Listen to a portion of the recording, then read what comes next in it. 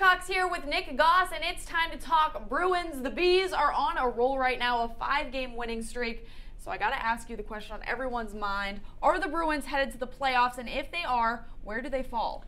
I think they will make the playoffs. The drought is going to end.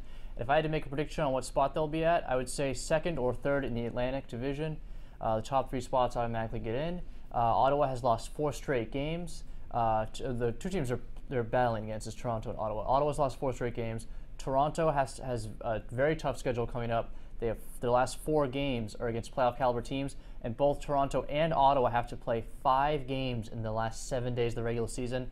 That's pretty tough. So I think the Bees will hold on to one of those spots. They're going to enter the week in second place. Oh, there you go. All right, well, let's talk about the round 1 matchup.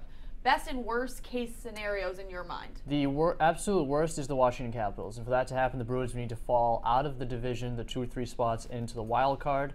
If they're the second wild card, they'll most likely play the Capitals. The Capitals have pretty much owned the Bruins throughout the last few years. Braden Holtby in net has been absolutely phenomenal. They can't solve him.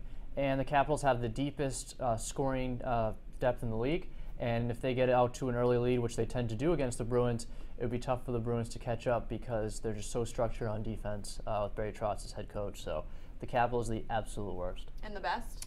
I would say Ottawa. I mean, even though the Senators have had some pretty good luck against the Bruins this season, the Senators rank in the bottom third of goal scoring per game and power play percentage. They also have a pretty young team overall, and their best player, defenseman Erik Karlsson, has an injury right now. So I think going into the playoffs, they're a little banged up. I think the Bruins could take advantage of that. Well, I think Bruins fans everywhere are pretty high on this team. What do you think the key to the current surge is, all their success? I would say goaltending. Tuukka Rask had a bit of a rough patch there. He's bounced back very nicely. Anton Khudobin has been fantastic as a backup netminder.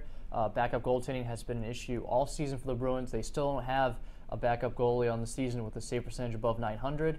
But Khudobin's been very good. He was very good again on Sunday in the win over the Blackhawks.